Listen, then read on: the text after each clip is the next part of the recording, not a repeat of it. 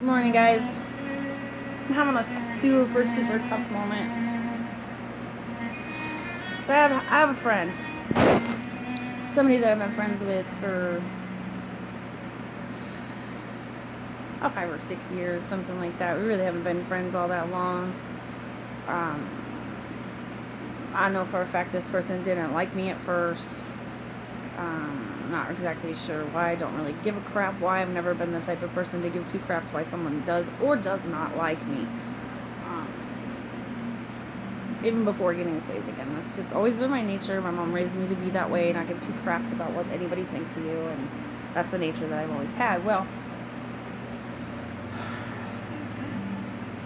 this person has sparked a little bit of an anger in me this morning because I'm tired of this negative world.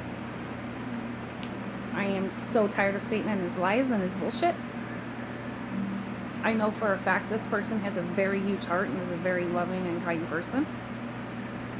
But she allows the past and the things that have happened to her muck up her existence now. And I'm not trying to judge, because I when you come from a place where you have been, I believe that you have an understanding of that place. And I went through a lot of stuff that she has went through as well. And we both had a lot of the same anxieties and fears and things going on. And I've overcame that.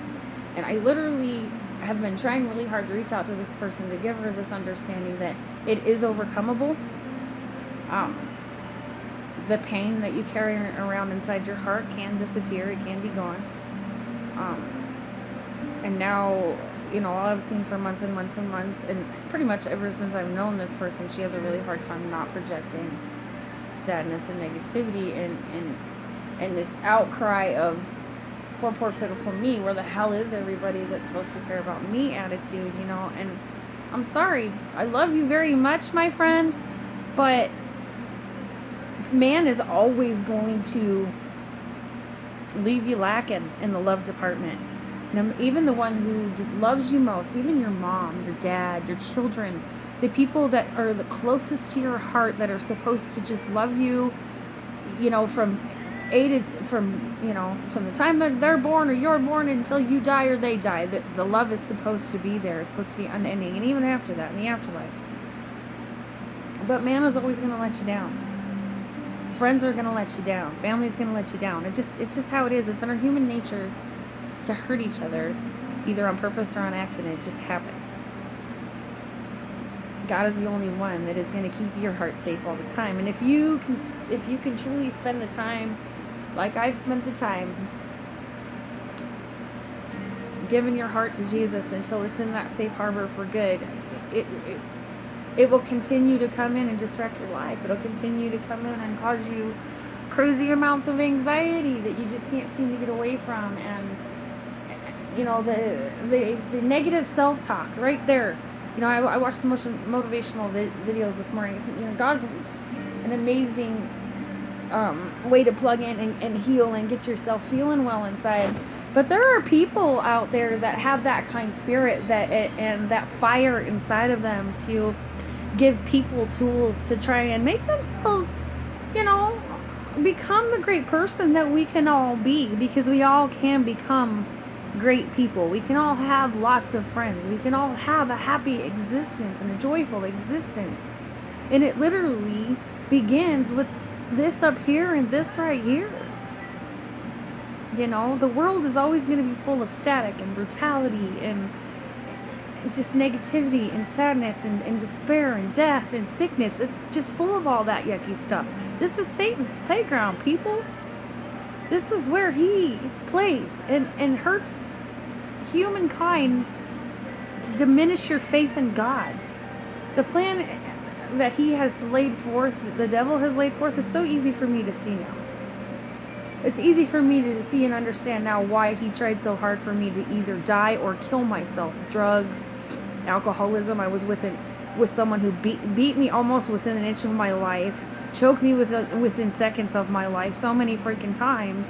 And I understand exactly now why I was in the places I was in, because Satan did not want me to be able to deliver this message right here, right now, for people to understand that when you can unplug from the world and all of its negativity and all of its crap and everything that you've been through and all the pain that you've endured and all the despair that you're sucked down in, and plug into God and His joy and His plan for your life. Because no matter where you are in life, you're going to have suffering.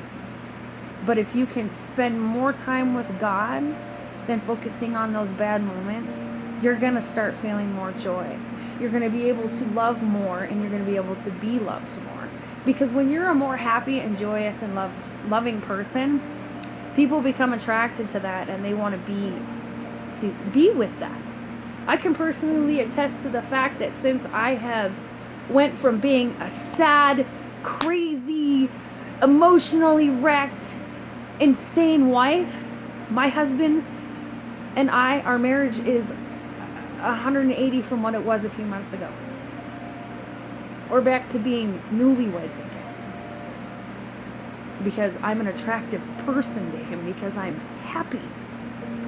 And because not only when a woman is happy is it attractive to her man, but when a woman is happy, a man feels fulfilled that he has accomplished well in his life, because happy life doesn't just work for the woman's side. See, a man's desire when he loves a woman is to make sure that she is secure, safe, and loved and cared for. And when a man can see a smile on his wife's face all the time, even if he didn't have a piece in that, he still feels accomplished, because apparently he's doing okay because his wife is happy. You know, I tell you what.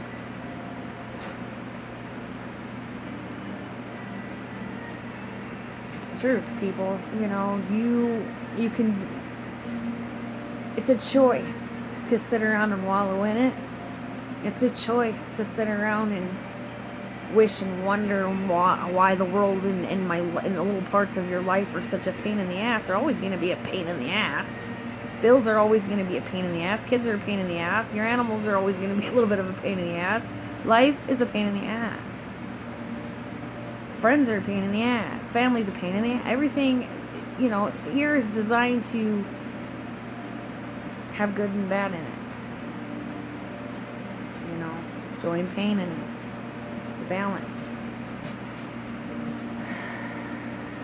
I cannot wait until I am driving again, because you bet your sweet ass I'm going to be out in people's faces praying for them and preaching about what I think that, you know, we need to start doing as people. Because God, not only is your despair robbing you of a good life and a happy life and a joyous life and what God's plan and purpose was designed for you, but it's also defying everything that the Bible tells us. Because the Bible reiterates over and over and over and over and over and over again to not fear and to not worry and to have true and unblinding faith that everything is going to be okay and that we will overcome it. I know scriptures that heal. If you need them, you know who I'm talking to. And if anybody else needs some scriptures to help you get that icky feeling out of your heart once and for all, please, please, please message me. Please. I'm a testimony right now that anxiety and all of those icky fears and feelings can be gone. Gone. But you have to choose it. You have to do the work. You have to reach out. You have to reach up. It's, you know, but I can only give you the tools. You got to use them. You got to have faith. You got to believe that you can get over the things that you have been through and be happy with your life. Amen. Go with God.